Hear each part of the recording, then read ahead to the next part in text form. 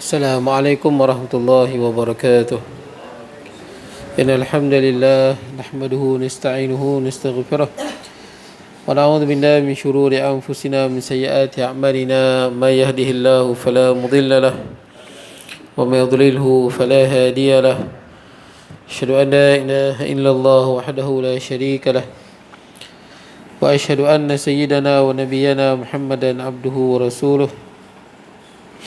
Allahumma salli wa sallim wa barik ala sayyidina Muhammad wa ala alihi wa ashabihi ajma'in. Subhanaka la ilma lana illa ma 'allamtana innaka antal alimul hakim. Rabbi shrah li sadri wa yassir li amri wahlul 'uqdatam min lisani yafqahu qawli. Allahumma la sahla illa ma ja'altahu sahla وأنت تجعل الحزن والصعب إذا شئت سهلا ولا حول ولا قوة إلا بالله العلي العظيم أما بعد. Hadirin jemaah yang dirahmati Allah, alhamdulillah pada malam ni kita dapat bertemu. Tuan-tuan mau sihat tu? Alhamdulillah. Baik, kita tengok kitab kita malam ni. Kita berhenti di mana tuan-tuan? Yang saya tanda di muka surat 54. Malam ni ada tahlil lah, betul? Tahlil lepas main isyak kot? Tak apa, kita kena berhenti ikut time lah. Baik, jadi tengok muka surat 34 lah, betul lah? 34 ke 54? 34. Di mana 34 tu? Dan wajib kita basuh. Betul di situ? Betul lah? Ke bawah sikit? Saya pun tak ingat. Baik. Qala musannifu rahimahullahu ta'ala wa nafa'ana bi ulumi fid darain, kata orang. Dan wajib kita basuh daripada segala najis yang mempunyai ainnya. Yang ain ni ada ain dah, yang ada ketui dia, yang kita nampak. Najis itu kita nampak, kita kena hilangkan ain dia. Dihilangkan ainnya, iaitu rasa dan warna dan bau. Ialah warna, rasa dan bau. Dan yang hukmi ni yang mana? Baju kita kena air kencing, kita biar setahun tak basuh, dah hilanglah bau, warna dan rasa. Pasal lama sangat biar. Boleh pakai tak boleh? Kita kena bilah aja dengan air. Tapi kalau baju tu kena najis, kita tak basuh, kita bubuh kat luar, kena hujan, bersih lah. Hujan kan mutlak. Dah. Ni kalau kita biar. Sama juga baju yang dibasuh tak menggunakan air mutlak, guna sabun. Sabun guna, tapi tak guna air mutlak, air mustakmal je. Memanglah hilang bau, warna dan rasa, tapi dari segi hukum masih lagi najis. Boleh lah. Dia panggil hukmi ni, dia najis pada hukum, bukan pada zahir dia. Hanya dihukum sebagai najis. Contoh macam mana najis hukmi ni? Contoh dia macam air apa? Air timba kita masuk tik cicak, berubah tak bau, warna dan rasa? Tak ubah. Tapi dari segi hukum najis dah air tu.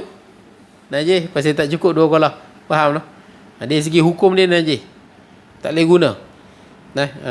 Baik. Memadalah dengan lalu air atasnya, tu kata air mutlak tu. Maka jika ia najis itu anjing dan babi dan anak salah satu daripada keduanya, hendaklah dihilangkan ainnya. Kalau najis anjing dan babi ataupun salah satu daripada keduanya, macam mana? Contohnya lah, anjing kahwin dengan kucing, dapat anak. Anak itu pun hukum anjing.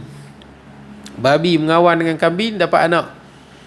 Jadi anak tu pun hukum babi juga, khinzir. Tapi kita tahu bukan semua binatang bila mengawan dia dapat anak. Ada binatang dia tak boleh. Boleh macam kambing lah.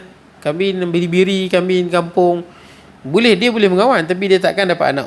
Saya dia apa? Macam air mani dia tu macam tak, memang tak matching lah. Jadi orang kambing, orang tahulah, orang belah kambing kan, dia tahu bakar-bakar kambing kan.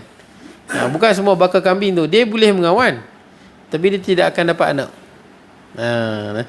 Tapi ceritanya kalau boleh lah, dia mengawan dapat anak, anak itu dihukum khinzir.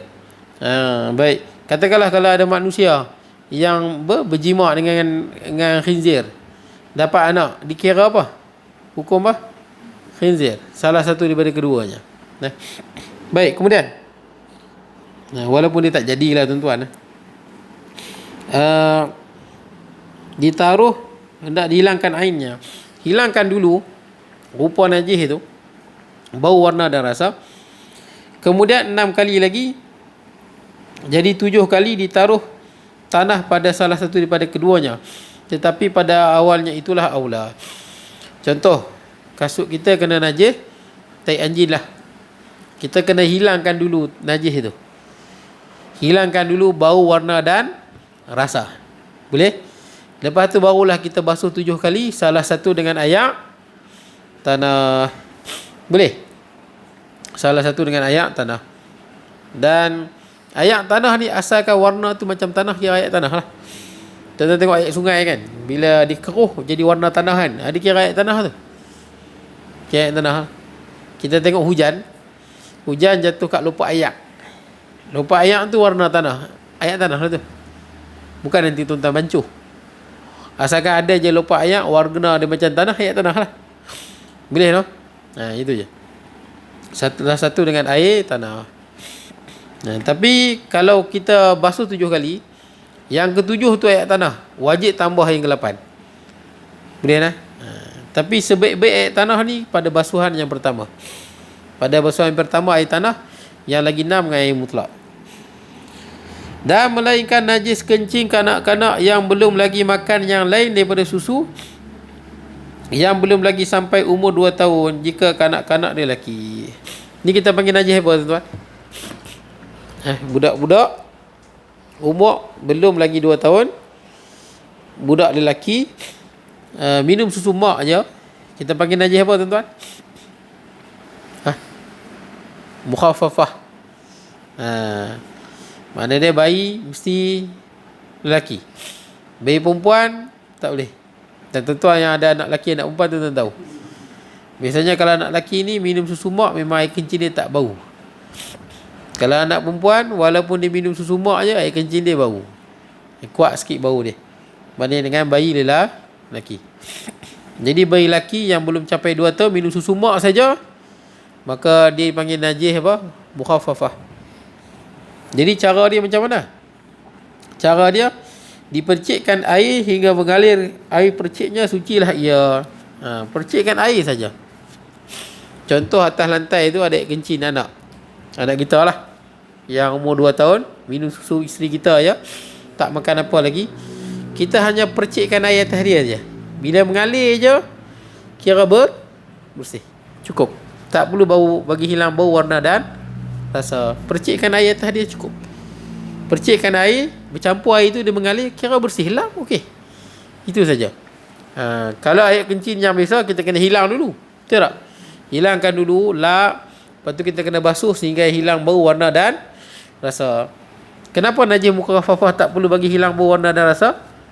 Sebab dia memang tak ada bau pun. Baik, kemudian. Dan tiada dimaafkan suatu daripada segala najis itu, melainkan sedikit daripada nanah dan darah. Melainkan bangkai yang tiada baginya darah yang mengalir. Baik, semua tu tak dimaafkan. Air kencing sikitnya, maafkan tak maaf? Setitik kena seluar kita, dimaafkan ke tak? Tak dimaafkan. Tapi kalau darah kalau sikit dimaafkan. Sikit ni tahap dia macam mana? Kalau kita luka, darah tu duduk di luka tu, walaupun besar luka tu, kan darah ada atas dia, dia anggap dimaafkan. Darah yang tak dimaafkan ni kalau dia mengalir kan, tu dia kira tak dimaafkan lah. Boleh lah. Baik, kemudian nanah sama, nanah, darah, air bisa pun sama juga. Sikit dimaafkan, banyak tidak dimaafkan. Yang lain tak boleh, sikit pun tak dimaafkan. Kecuali sikit ni kaki lalat saya sebut. Lalat hinggap atas air kencing, kita kencing, ataupun lalat hinggap atas najis, lepas tu lalat duduk atas baju kita. Kita nampak duduk atas air kencing ni, atas najis, lepas tu duduk atas baju kita. Boleh pakai sembahyang ke tak boleh? Itu tak apa. Sebab najis tu tak nampak. Najis tu tak nampak pada mata. Kemudian uh, melainkan bangkai yang tiada baginya darah yang mengalir apabila jatuh di dalam benda yang cair, maka tidak menajiskan dia. Bangkai apa yang darah tak mengalir? Semut, anai-anai. Dia jatuh dalam air itu tak jadi najis. Tapi syarat dia apa? Sikit. Kalau banyak tak boleh juga. Kalau banyak sangat kan najis juga. Sikit tak apa, dimaafkan. Air itu tak menjadi najis. Sebab tu bila jatuh semut, jatuh lalat, dia kan tak mengalir darah dia. Jadi tidak menjadi najis air itu. Boleh lah. Cicak najis. Najis, dia darah kan? Dia darah. Jatuh dalam baldi, dia mati. Jumpa bangkai cicak dalam baldi. Najis. Air itu najis. Air itu najis. Baik, kemudian dan demikian lagi najis yang tiada kelihatan pada mata yang mu'tadil, maka dimaafkan, tiada menajiskan. Mata mu'tadil, mata biasa lah. Macam saya kata tadi, najis yang apa? Berada pada kaki lalat. Dihinggap pada kopiah kita ke, baju kita ke, najis itu dimaafkan. Walaupun ada, tengok bawah mikroskop ada najis tu. Daripada kaki lalat, mai kat baju kita ada, tapi dimaafkan. Kemudian tuan-tuan, dan demikian lagi khamar, yakni arak apabila jadi cuka dengan sendirinya, tiada berserta dengan sesuatu yang lain, jadi sucilah cuka itu. Arak kita simpan, lama-lama dia jadi cuka kan, arak tu jadi bersih lah. Arak ni najis tak silap saya dalam mazhab Syafi'i saja, kalau tak silap lah. Arak najis ya. Segala jenis benda yang memabukkan dianggap najis. Ni dalam mazhab Syafi'i. Jadi tuan-tuan tak boleh, sebab tu botol arak kadang-kadang kalau kita nak elak pegang. Sebab dalam mazhab Syafi'i arak dihukum najis. Contoh dia, arak bau dia ada yang wangi tuan-tuan. Ada arak bau wangi. Sebab apa? Dia buah. Daripada perahan buah yang diperap dan bau dia wangi. Tapi dalam mazhab itu dia anggap najis. Dia anggap najis. Sama juga kalau kita buat bancuhan apa-apa lah, dia memabukkan, maka dia adalah najis. Segala benda yang memabukkan, dia adalah najis. Kalau kena baju, boleh bawa sembahyang ke tak boleh? Tak boleh. Tapi kalau kuah gulai tuan-tuan boleh tak? Kuah gulai kena baju. Makan lekat kuah gulai, sampai belacan. Sampai belacan kan bau kuat. Sampai belacan bau kuat lekat sini sampai belacan. Sembayang bau sampai belacan tu. Boleh pakai sembayang ke? Tak boleh. Boleh ada satu ustaz kata tak boleh. Tak boleh. Sebab apa dia kata tak boleh? Sebab dalam masakan tu, daging tu kan ada darah dalam dia. Dia anggap macam tu lah. Dia anggap makanan ni sebenarnya najis yang dimaafkan untuk makan. Pelik tu saya dengar. Ada pandangan tu memang ada. Biasanya siapa yang pernah mengaji Mondok Patih akan ada. Bukan semua yang sebut. Ada satu tok guru kot sebut di situ. Baju kita kalau kena gulai, Palestin tu. Bukan, serban. Boleh lah tuan-tuan. Tak ada maflar. Maflar tu panggil. Maflar ke maflar? Maflar. Bukan maflar. Maflar bukan exhaust Maflar lain. Exhaust lah. Tak apa. Play lain tu. Baik. Jadi tuan-tuan, darah mengalir bila jatuh dalam mata yang pertengahan, mata yang tak nampak arak. Jadi semua benda yang mabukkan. Sebab itu minyak wangi alkohol kan, kita dalam mazhab Syafi'i tak boleh lah minyak wangi alkohol. Sebab alkohol tu arak, ada alkohol. Tapi kenapa dalam minyak wangi ada alkohol? Pasal alkohol ni yang bagi bau tu dia lagi kuat dan dia meruak. Jadi bila kita sembuk dia meruak. Macam minyak atar kan dia tak meruak, dia melekat situ ke. Alkohol ni dia meruak. Jadi bau tu lebih segar dan sedap. Tu belum kira bubuk ambergris itu. Tak ambergris. Muntah paus. Itu lama, bukan baru tuan-tuan. Dah ratusan tahun. Muntah paus ni dia mahal tu, warna putih. Kalau tuan-tuan jumpa, seketui tu pun berjuta harga dia. Kalau ambil bakar dia akan bau wangi. Ambergris nama dia. Ambergris ni hukum dia najis tak najis, boleh bau boleh minyak wangi tak? Perbahasan panjang. Ada ulama kata suci, ada ulama kata tak suci. Ada dua pandangan. Ada ulama kata suci, ada kata tak suci. Sekarang ni ambergris masih guna tuan-tuan. Tapi minyak wangi yang ada ambergris ni memang harga dia bukan bawah 1,000 lah. Memang sangat mahal lah. Mahal yang amat susah nak dapat ambergris tu. Pergi tepi laut jumpa warna putih seketui, tuan-tuan cuba ambil lah, boleh jadi ambergris. Baik. Jadi nak cuma minyak wangi sekarang dah boleh pakai tak boleh? Perbahasan ni last sekali, minyak wangi alkohol sekarang ni ada dua pandangan lah, tapi pandangan yang kuatnya boleh pakai. Pasal apa boleh pakai? Dunhill kan, apa Hugo Boss, apa lagi tuan-tuan, Follow Me, itu semua ada alkohol. Apa lagi Dashing, apa semua benda tu lah, YCL apa benda lah tuan-tuan. Semua yang ada dekat, tuan-tuan pergi dekat Watson tu kan, minyak wangi spray tu semua ada alkohol. Hatta tuan-tuan beli di Arab pun, Dubai punya keluaran tu kan, ada alkohol. Nak minyak wangi sedap berkualiti, Dubai punya tu, Arab tu, beli kat Shopee. Dia perfume, bau dia pun ada yang sedap-sedap sungguh. Dia kan ada kan di toilet toilet ada yang di parfum, parfum tu yang kuat tu. Tuan-tuan beli dekat Shopee, Arabnya semua ada alkohol, keluaran Dubai, bau pun sedap. Kenapa ada alkohol? Jadi ulama kata boleh lah. Sebab apa? Sebab alkohol yang dalam panggil minyak wangi tu bukan melalui proses penapaian. Tahu penapaian kita perap kan? Kita perap daripada dia jadi arak, lepas tu jadi cuka kan. Dia masa jadi arak tu, masa tu najis. Sebab alkohol dia ambil pada perapan benda yang mabuk kan. Lepas tu alkohol dan minyak wangi, tuan-tuan, kalau minyak wangi mana boleh kita nak ambil guna penapaian. Perap. Minyak wangi kan banyak, nak perap lagu mana? Bukan senang alkohol. Alkohol dalam minyak wangi tidak melalui proses penapaian. Tapi dia buat daripada mana? Dia buat daripada penghidratan alkohol. Dia dihasilkan terus daripada kelang, dan alkohol yang ada minyak wangi tu, dia bukan alkohol yang memabukkan. Kalau tak percaya, tuan-tuan minum minyak wangi tu. Tapi sakit perut saya tak tahulah. Tapi mabuk dia tak mabuk. Pasal dia bukan melalui proses penapaian.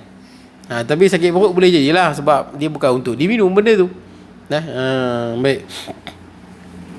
Kemudian, dan demikian lagi khamar, yang ni arak, dan tidak berserta dengan sesuatu yang lain. Jadi sucilah ia. Dia tak boleh kalau masa kita tengah tapai kita perap, tengah perap macam dia daripada ragi kan, ragi.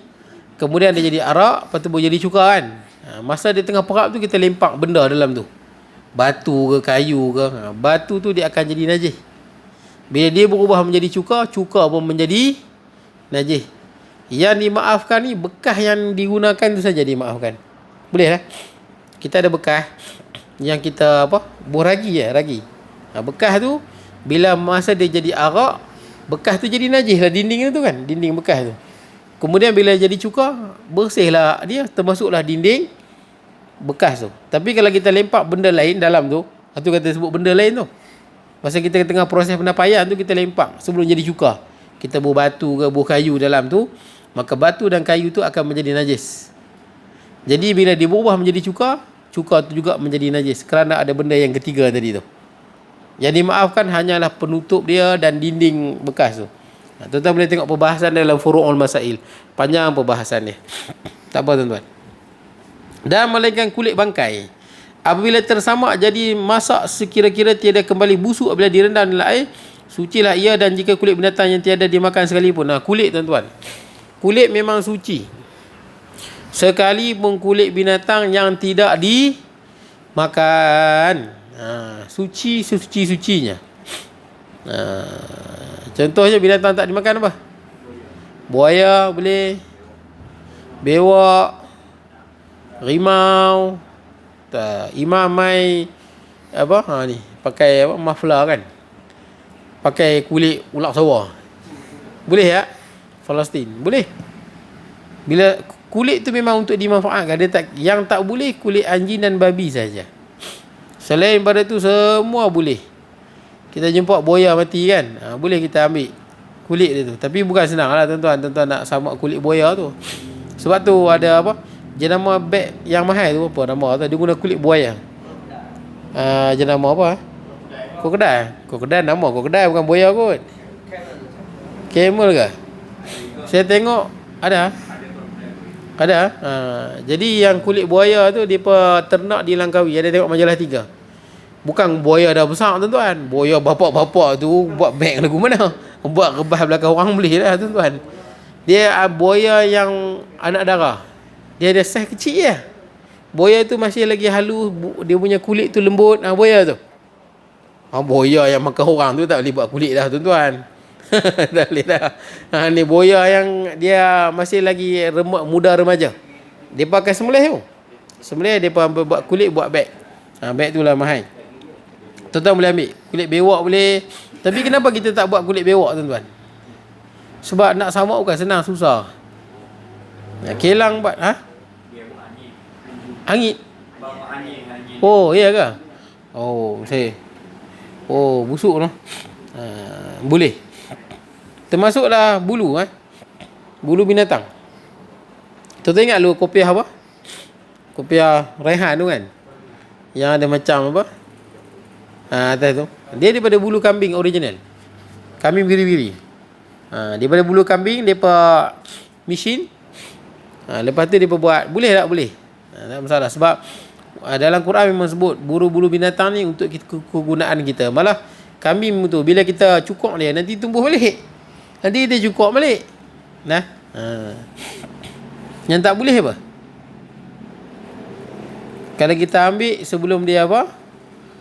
Kita ambil benda tu sebelum dia apa? Dia matilah, dah jadi bangkai.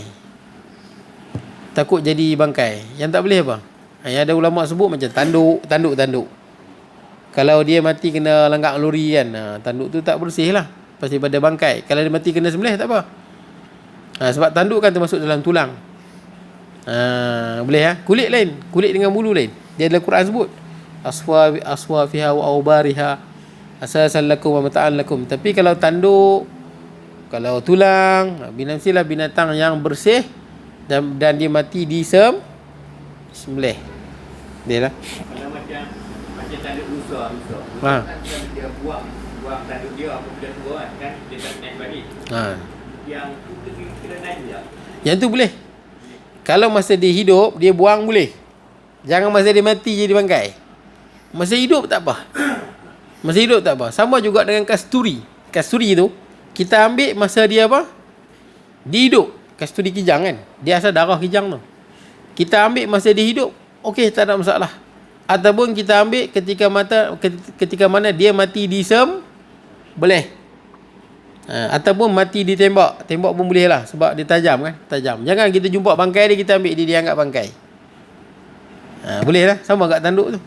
Ambil masa hidup dia anggap bersih. Boleh lah. Tapi ada beza juga. Tapi kalau kaki dia boleh tak? Kita potong kaki dia buat sup hidup-hidup. Tak boleh. Tanduk boleh. Boleh lah. Tapi memang rusa dia akan lepaskan tanduk dia kan. Baik, kemudian yang tu pun dalam furu masail. Tuan-tuan boleh tengok panjanglah perbahasan itu. Sucilah ia dan kulit binatang yang tiada dimakan sekalipun. Jadi boleh tuan-tuan pakai serban kulit buaya, boleh. Baju kulit ular sawah, boleh.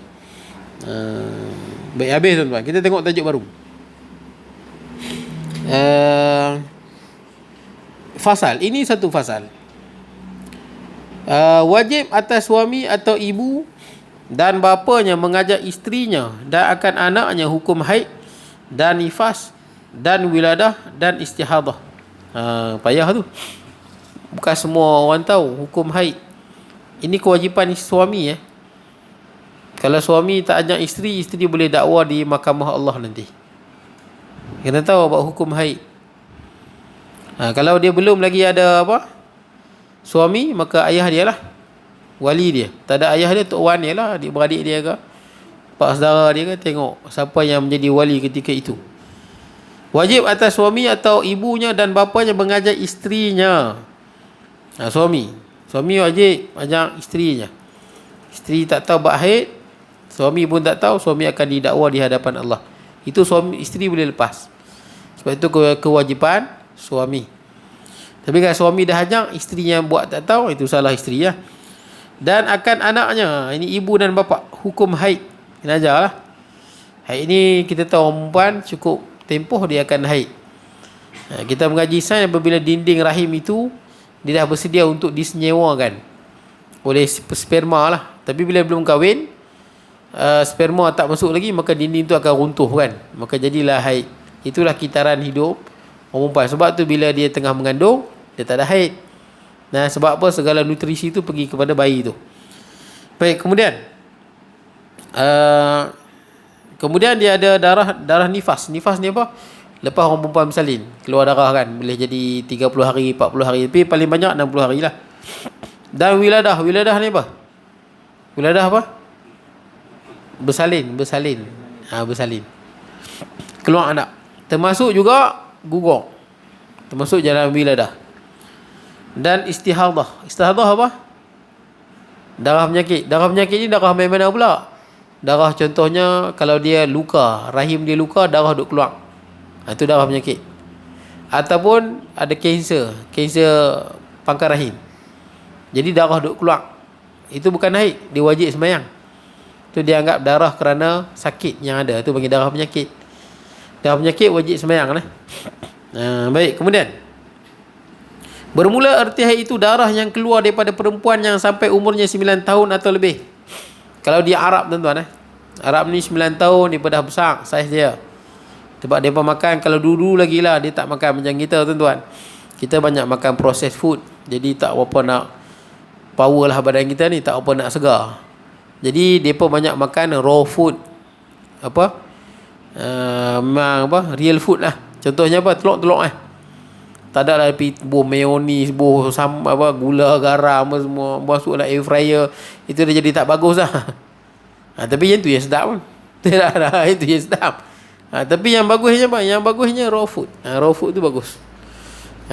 Memang ada kajian pun, kalau tuan-tuan boleh makan raw food, baguslah tuan-tuan, sihat. Ada kajian ni ambil tikui, bagi makan kalori 2000 kalori. 2000 kalori daripada makanan yang apa? Makanan yang sebenar, tumbuh-tumbuhan, telur, ayam, yang tak bubuh garam, gula apa benda ni, perasa dan tambahan dan sebagainya. Lagi kumpulan tikus lagi, dia bagi 2000 kalori juga. Tapi makanan yang diproses, sedia makan. Semua makanan yang sedia dimakan semua tak elok. Ultra processed food, opok, biskut, yang tuan-tuan buka dalam plastik boleh makan terus. Itulah lebih bahaya daripada gula pun. Kenapa lebih bahaya daripada gula? Pasal dalam dia pun banyak gula. Ultra processed food semua sedap. Mana ada tak sedap? Opok, betul tak? Tuan-tuan pergi kedai kan, ada semua banyak yang di kedai semua ultra processed food. Dalam tu ada macam-macam ingredient dia. Biskut, kan macam-macam ingredient dia. Ada dengan macam-macam, baca label belakang dia tu. Itulah makanan paling berbahaya di dunia. Gula banyak, garam banyak, segala apa benda semua banyak. Supaya apa? Supaya kita makan, kita jadi ketagih. Jadi tikui yang dia buat macam tu, 2000 tikui kelompok yang makan makanan yang processed food ni, semua sakit. Tikui yang makan kalori yang banyak juga 2000, tapi daripada makanan yang pure, bukan yang diproses, semua sihat walafiat. Masing-masing lah tuan-tuan. Macam-macam lah zaman ni tuan-tuan. Zaman dulu tuan-tuan dia makan macam tu lah. Kalau daging lah. Tuan-tuan tengok orang Arab, dia kalau dia perap, tengok kambing ke ayam, dia perap, dia ada bubur rempah tapi tak banyak. Orang Melayu kalau perap, jangan black pepper, sos, garam, apa benda lagi yang kita boleh bubur tuan-tuan, kita bubur sungguh. Selagi mana boleh bubur, kita bubur. Itu yang dia jadi tak apa nak bagus ya. Yang bagus ni tuan-tuan tu yang orang bina badan, orang bina badan ketul-ketul tu, dia mana boleh makan daging perap Pak Mat Western, tak boleh. Tuan-tuan nak bina badan makan daging kerak Pak Mat Western, tak naik ketul, tak naik. Dia kena makan pure. Pure sungguh. Malah saya tengok depa bodybuilder ni, ada yang setengah depa ambil ada apa? Depa rebus je daging ayam tu. Kemudian depa apa? Blender, minum ayam ni. Depa nak betul-betul pure. Jangan buh garam apa ni, semua ganggu nanti. Dia ganggu apa? Penyerapan nutri untuk naik badan tu. Baik. Jadi tuan-tuan, orang Arab dulu dia makan benda-benda macam tu lah.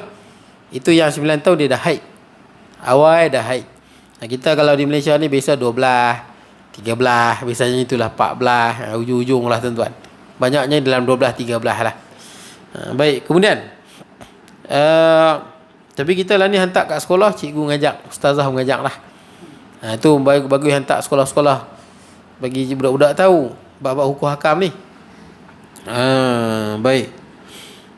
Kemudian sekurang-kurangnya sehari semalam. Makna dia kalau umur belum 9 tahun dah keluar darah, itu bukan darah haid.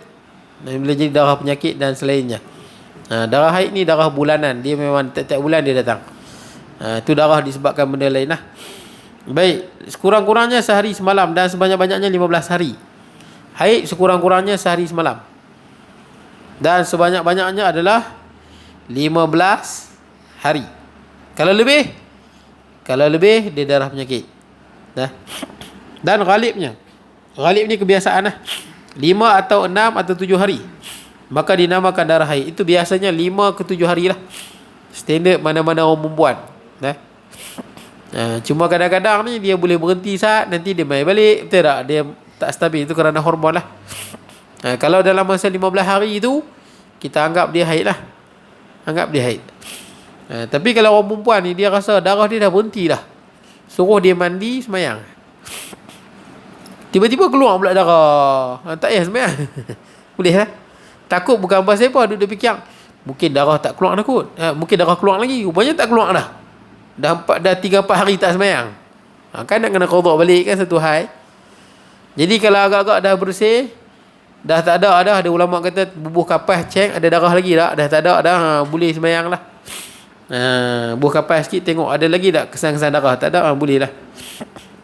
Tapi dalam 15 hari lah. Baik, biasanya orang perempuan ni dia faham.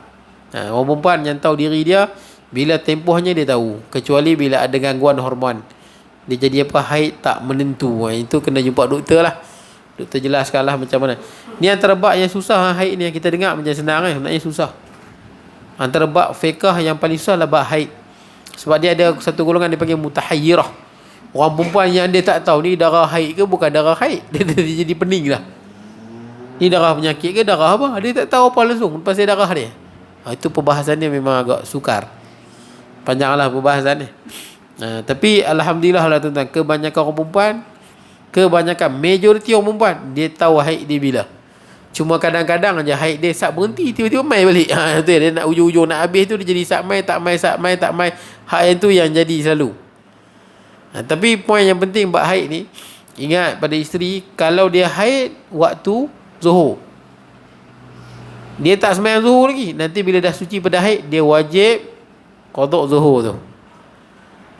Wajib qada zuhur tu. Boleh. Kalau dia suci daripada haid dia pada waktu asar, suci, tak ada nak mandi, habis asar, dia wajib qada asar tu. Boleh lah. Ada pandangan yang mengatakan wajib qada zuhur dengan asar, ada juga dua sekali, pasal boleh jamak dua tu. Yang penting pendek kata tuan-tuan, orang perempuan kalau dia semayang lambat, tak ada semayang kan, dia semayang zuhur masuk 1:05, 1:10 dia tak semayang lagi, haid, dia kena qada balik ni. Nanti ingat dah suci, nanti qada balik zuhur tu. Boleh lah. Baik, kemudian dan arti nifas itu darah yang keluar kemudian daripada selesai keluarnya anak, maka sekurang-kurangnya 1 titik dan sebanyaknya 60 hari. Dan biasanya, ghalibnya itu biasanya lah 40 ataupun 20 dan lebih kurang daripadanya. Lebih kurang tu lah 20 ke 40 hari biasanya angka apa, anggaran tu lah. 20 hari ke 40 hari, itulah darah nifas. Dan kurang daripadanya boleh jadi kurang lagi lah. Dan erti wiladah beranak jika tiada berserta darah. Maksud dia apa? Dia beranak tak ada nifas. Benda ni macam mustahil lah. Sebab bila dah beranak, dia ada saki baki dalam perut tu. Itu dia akan keluar darah dalam berapa hari kan? 40 hari daripada dinding rahim semua, darah-darah dalam tu. Katakanlah ada, ni perbahasan fiqh, dipanggil fiqh iftiradi. Kita cuba bahas benda yang boleh jadi berlaku. Dia bersalin, nifas tak ada. Katakanlah orang boleh bersalin, nifas tak ada. Dia operate lagu mana, dia buang bersih, suci terus. Tak ada langsung nifas. Dia wajib mandi, wajib tak? Wajib. Sebab bila keluar je anak, maka wajib mandi. Keluar anak wajib mandi. Pasal apa wajib mandi? Kerana anak daripada pencampuran air mani lelaki dan perempuan. Dihukum macam keluar mani. Boleh lah. Keluar je anak wajib mandi. Tapi kenapa kita tak mandi? Pasal kita bila keluar je anak ada nifas. Bila ada nifas mana boleh mandi? Faham tak? Sebab tu bila orang perempuan, isteri kita dulu, bila dia lepas bersalin dia ada nifas. Sebab tu lepas bersalin kita tak mandi. Pasal ada nifas. Ni kalau ada special case lah, ada orang perempuan yang lepas bersalin tak ada nifas, dia wajib mandi kerana bersalin. Boleh lah. Bersalin itu menyebabkan hadas besar. Boleh lah. Cumanya tuan-tuan lagi satu sebelum saya lupa. Orang perempuan yang mana dia apa? Dia beranak, dia dah wajib mandi lah tu, dah hadas besar dah. Kemudian dia nifas lagi kan. Nanti katakan dah habis pantang, habis nifas. Lafaz niat mandi itu biar umum. Sahaja aku mandi wajib kerana Allah. Sahaja aku mengangkat hadas besar kerana Allah. Jangan khusus. Sahaja aku mandi daripada nifas. Sedangkan dia ada dua, nifas dan wiladah. Betul tak? Kalau niat dia satu saja, maka tak sah niat dia. Boleh lah. Tak pun saja aku mandi daripada wiladah. Nawaitul ghusla anil wiladah. Saja aku mandi kerana melahirkan anak kerana Allah. Tak sah juga. Pasal apa? Dia ada dua penyebab dia berhadas besar. Penyebab pertama dia apa? Bersalin. Penyebab yang kedua apa? Nifas. Boleh lah. Sebab tu saya sebut dalam sama juga uduk, saya sebut kat tuan-tuan. Niat yang paling selamat, saja aku ambil ismayang paling selamat. Saja aku ambil uduk paling selamat. Ada niat lain, saja aku mengangkat hadas besar, saja aku mengangkat hadas kecil, boleh. Tapi berhati-hati. Masa kita tajdid, kita tak boleh niat tu, tak sah. Tajdid ni kita ambil semayang waktu zuhur, kerja, waktu bulan puasa lah, masuk asar, sunat kita ambil uduk, walaupun kita masih lagi beruduk. Dia panggil tajdid dulu uduk, memperbaharui uduk. Tapi jangan niat saja mengangkat hadas besar, pasal kita hadas kecil. Pasal kita bukan dalam keadaan berhadas. Betul tak? Kita nak perbaharui uduk. Habis tu nak niat apa? Saja aku ambil uduk. Ambil uduk senang, tuan-tuan. Tuan-tuan tajdid ke, tuan-tuan tak tajdid ke, tuan-tuan baru keluar tandas ke apa ke, kita dalam memang hadas kecil, sahaja aku ambil ismayang, selesai. Kerana Allah Ta'ala. Itulah niat yang paling selamat. Saja aku mengangkat hadas besar kerana Allah Ta'ala. Baik tuan-tuan. Dan sekaliannya mewajibkan mandi, dia angkatlah hadasnya daripada haid atau daripada nifas atau daripada wiladah, dan wajib meninggalkan sembahyangnya dan puasa dan baca Al-Quran dan berhenti di dalam masjid. Dan erti istihadah itu darah penyakit yang keluar ia bukan masa haid dan nifas, seperti darah yang lebih daripada sebanyak-banyak haid dan nifas, maka dinamakan darah istihadah. Maka tidak menegah daripada sembahyang dan puasa dan mengambil kesukaan suaminya. Maksud dia apa? Boleh bersetubuh lah. Kalau ada darah penyakit, boleh bersetubuh dengan suami dia. Tak ada apa. Biasanya darah penyakit ni jarang lah, kecuali memang dia ada penyakit lah. Dia ada penyakit dalam rahim dia, menyebabkan darah tu keluar. Kalau normal-normal ni tak ada lah. Kalau ada darah tu, darah haid dah tu. Biasanya begitulah. Habislah tuan-tuan. Jadi bila dalam keadaan darah haid ni tak boleh tadi apa? Sembahyang tak boleh, baca Quran tak boleh, duduk dalam masjid pun tak boleh lah. Berhenti dalam masjid pun tak boleh, puasa pun tak boleh. Habis. Akan datang kita sambung muka surat 38. Muka surat 38. Okey, baik tuan-tuan. Cukup sekadar tu, saya mohon maaf kalau kurangan dan sebagainya. Mudah-mudahan kita semua dapat rahmat, keampunan daripada Allah Subhanahu wa taala. Aqulu qawli hadza wa astaghfirullahal azim li wa lakum sa'iril muslimina wal muslimat minna wal mu'minat.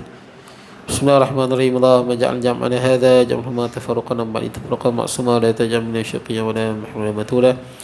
Sallallahu Nabi Muhammad wa alihi wasallam. Alhamdulillah.